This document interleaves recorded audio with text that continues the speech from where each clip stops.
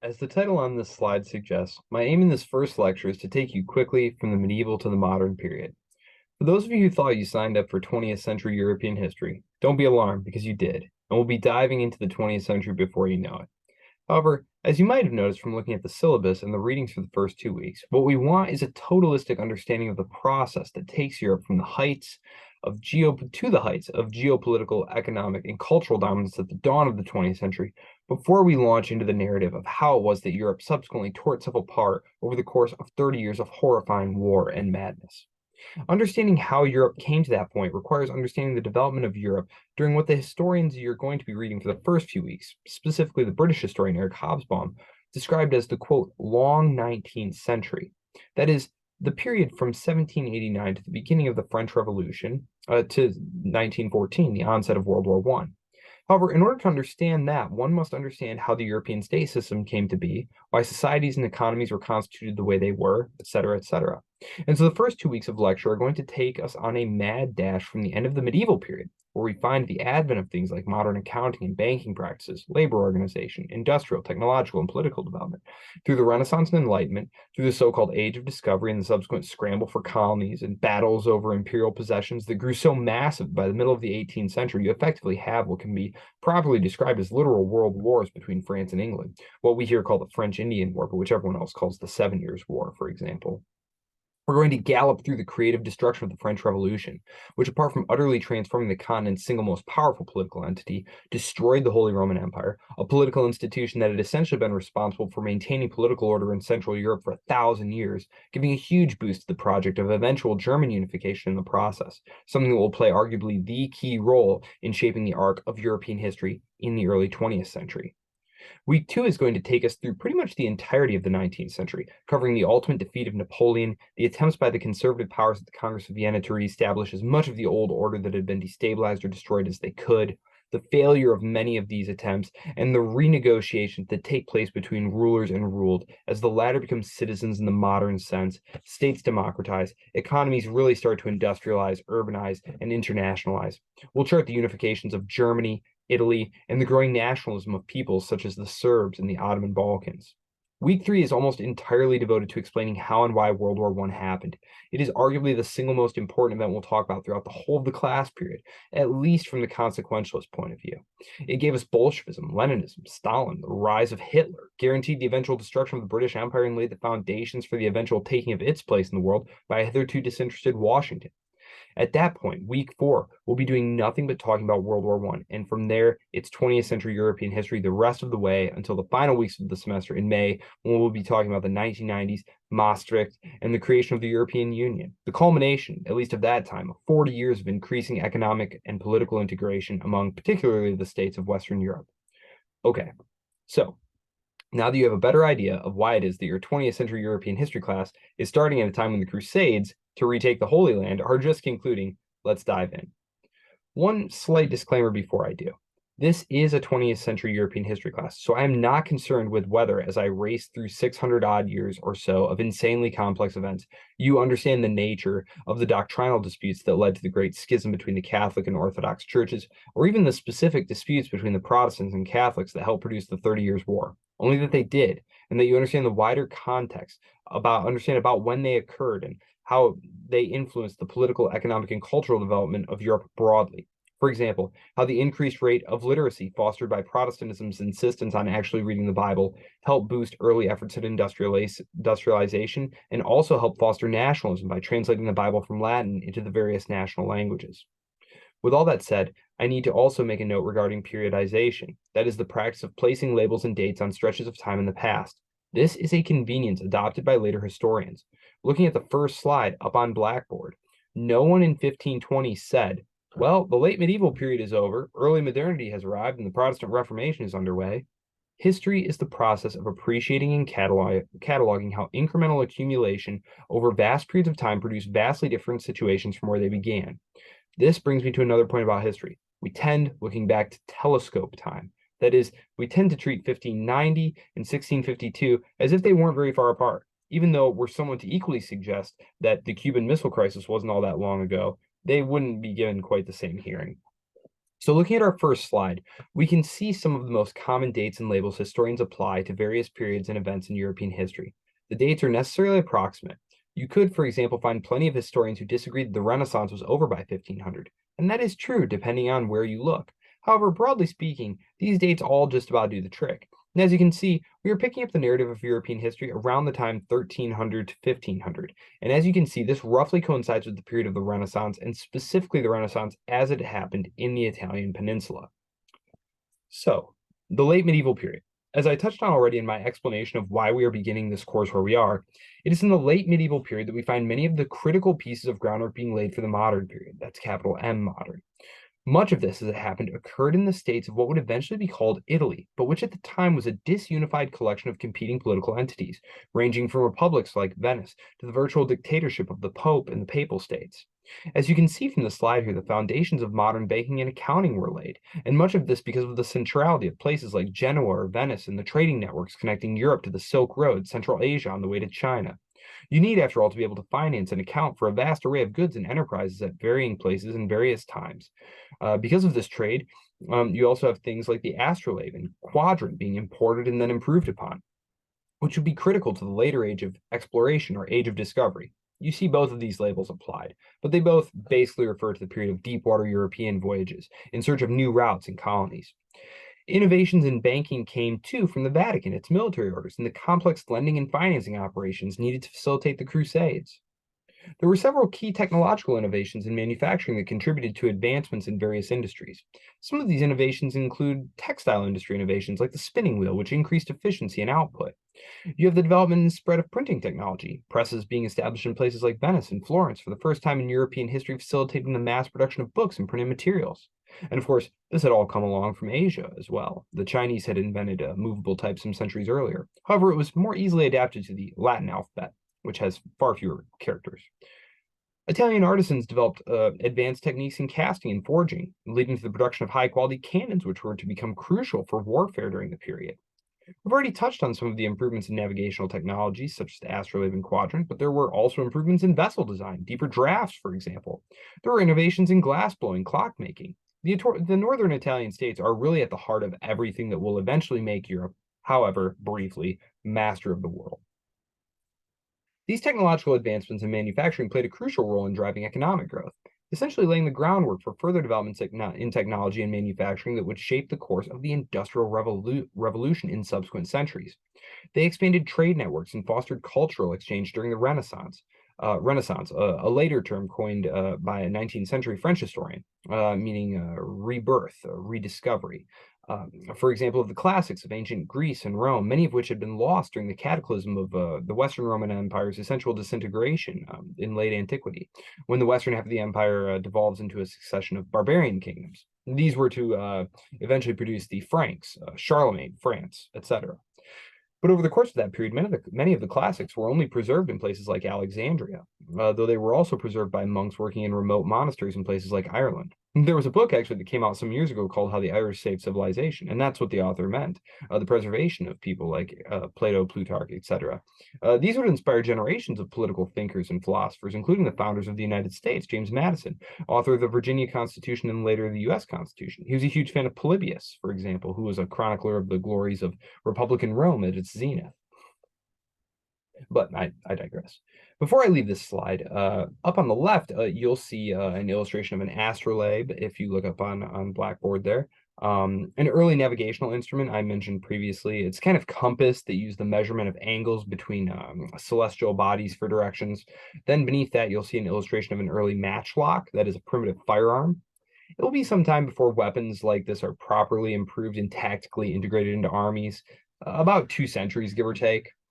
Then here in the middle, you'll see an illustration of a Florentine banking house. Specifically, this one is of the Medici, one of the most famous names in European history.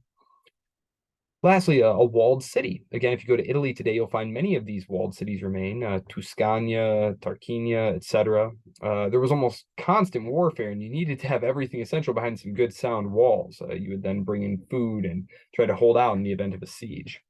Okay, so I need to hurry to get you set up for your readings and for your lectures Monday and Wednesday of next week. Friday being our first discussion board. And if you'll direct your attention to the map on the next slide, We're going to essentially spend the rest of our sadly brief time together today talking about the political evolution of the European map on our way to the cusp of the French Revolution in 1789.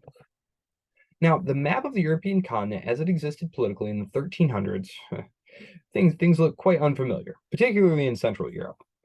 We've already talked about the collection of competing states that occupy the Italian peninsula. These will be eventually unified primarily by the efforts of Count Camillo Cavour of Piedmont, Sardinia in the latter half of the 19th century. You can see the Iberian Peninsula there, the Kingdom of Portugal, the kingdoms of Castile and Aragon, not Aragorn, which will be unified by the marriage of Isabella and Ferdinand. Together, they will finish the unification of modern Spain by driving out the last of the Muslim Moors out of their little toehold there, the Emirate of Granada. As you may or may not know, the Muslim conquests of Arabia and North Africa in the 8th century were followed by pushing into Europe across the narrow strait, dividing the Iberian Peninsula from Africa. Overrunning the territory, it isn't until the Battle of Tours in modern France that the armies of the Umayyad Caliphate were turned back by Charles Martel, the grandfather of Charlemagne. The Muslims will continue to occupy the Iberian Peninsula for much of the next 700 years, being slowly pushed out in a process known as the Reconquista.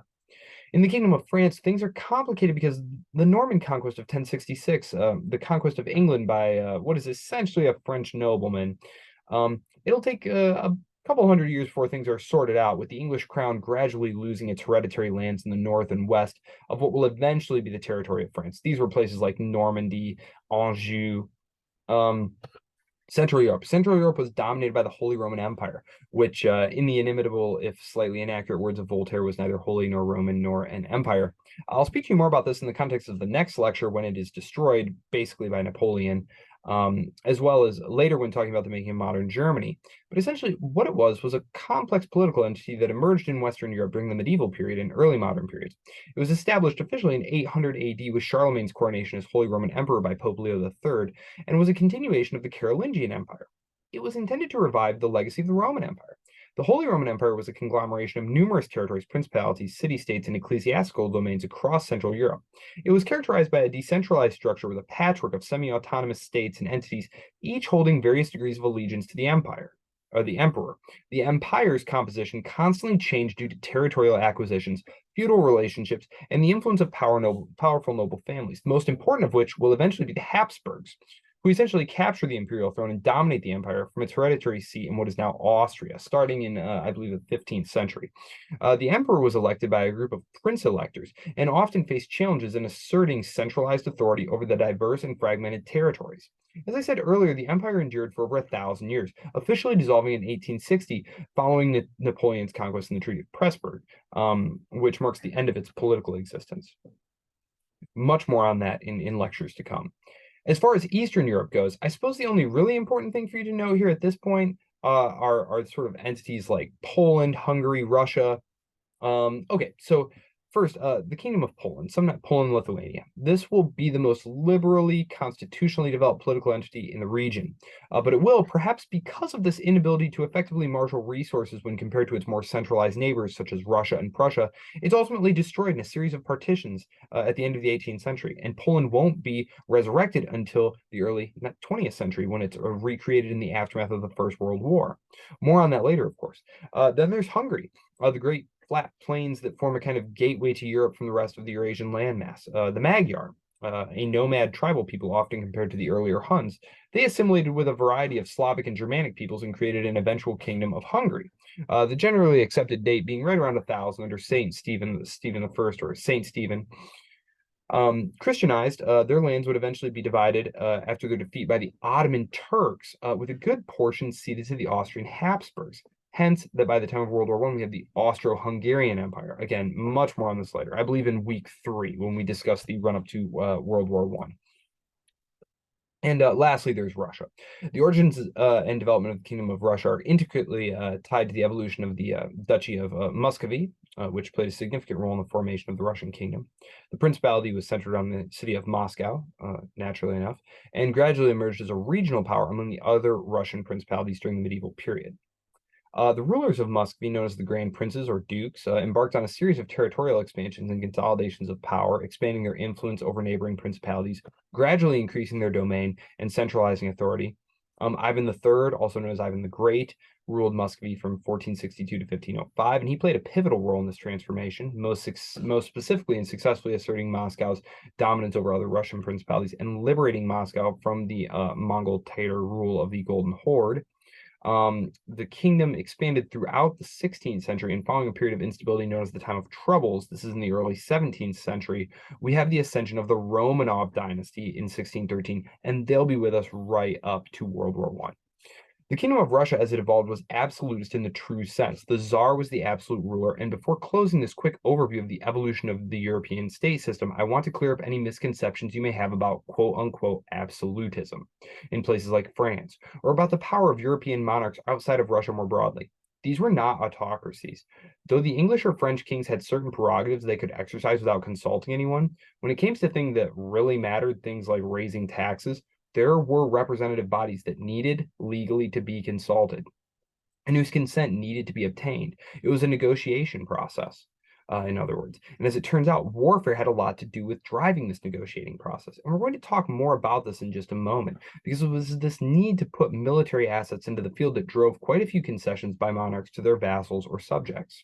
And I suppose this is as good a place as any to transition to talking about the great driving force of modern European state formation, war. Because what drives the destruction of this system, the system of kingdoms that are essentially unprofessionalized patrimonial patronage, is ironically its very nature. In a highly competitive geopolitical environment like that of Europe, military advantage is everything. So what in this period gives you military advantage? Well, the most modern armaments for one thing. You need firearms, artillery, a good number of men at arms, and especially in the competition for overseas possessions, a good deep water navy equipped for battle. Just as today, this is incredibly expensive. And so underlying all of this, of course, is money. You need to be able to raise vast funds to be able to support all of this. And as we'll see next week, it is this inability that is ultimately going to be the undoing of the French monarchy. There's a good body of literature that argues it was the Bank of England, an innovation borrowed from the Dutch, imported following the Glorious Revolution in 1688, that enabled England, later Great Britain, to outcompete France, which, apart from being fiscally less capable than its rival, also faced the necessity of maintaining large ground and naval forces simultaneously, whereas the British always maintained a very modest expeditionary force by comparison.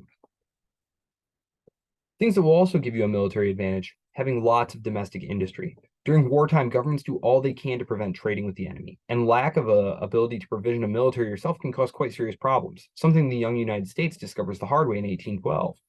Of course, as the home of the Industrial Revolution, that is the transition of economies from manual, labor-intensive production to that of steam, coal, and eventually oil and electricity-driven machinery, Great Britain is going to have an advantage over its rivals, though they will eventually be overtaken in this capacity by a unified Germany in the latter half of the 19th century. Even if you lack complex fiscal institutions like the Bank of England, which enabled the government to borrow huge sums of money very quickly and at low interest rates, or a strong industrial base, as existed in Manchester, one could also become militarily more powerful by arming masses of citizenry. And this is key to understanding next week why it is that from the chaos of the French Revolution come a series of military triumphs. Mass mobilization.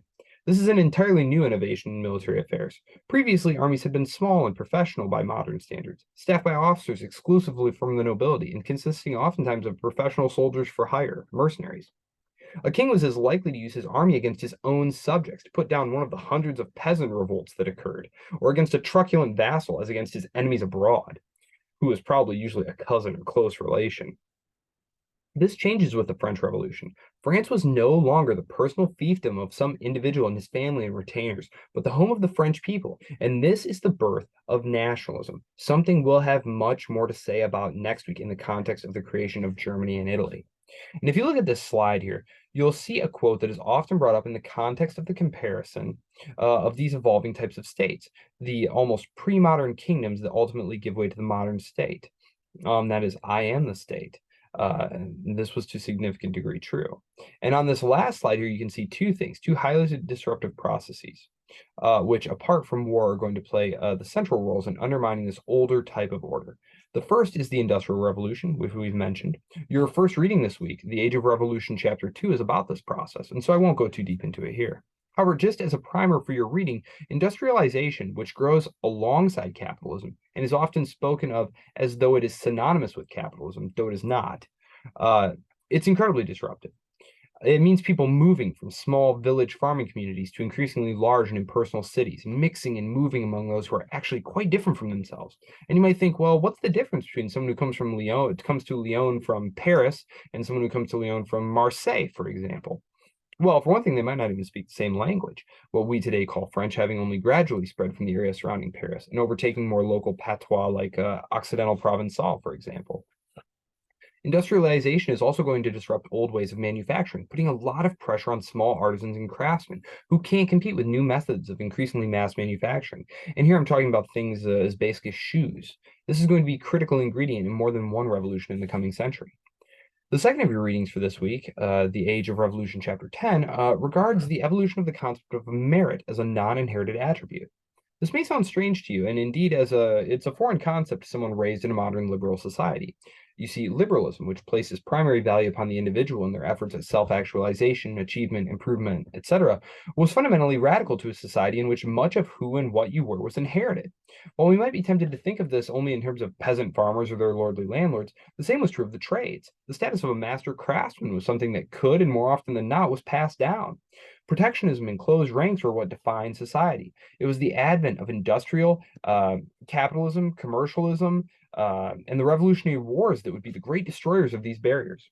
It would increasingly cease to be what you had been born as that gave you your position, say as a leading general, but your record of winning or losing battles. The same was true of capitalism. Whether or not you made or lost money was what mattered, not where or to whom you were born. Again, this is such a radical departure from what had previously existed across Europe, this rigid class structure, that I assigned you a chapter on the formulation of this new type of open, mobile society, and that is eventually to be liberal, capitalist, industrial society. Things were not transformed overnight. Really, it won't be truly appropriate to talk about any European state besides Britain in this way until at least the midway point of the 19th century. And even then, it often didn't meet one or another of the criteria. No one, after all, would have confused the unified Germany with a, quote unquote, liberal state. This new type of society wasn't perfect either, though it was almost inarguably better than what had come before. And again, it went hand in hand with the growth of industrialization, eventually capitalism, and with the new kinds of people's wars that were going to become more and more common as the long 19th century went on. That is, fights over and on behalf of nationalism, arguably the drivingest of all the driving forces of the 19th century once it really gets going, as we shall see. When we next see each other Monday, it's a crash course on the French Revolution, where you'll get your first real taste of nationalism and should catch a glimpse of everything that follows. Thank you.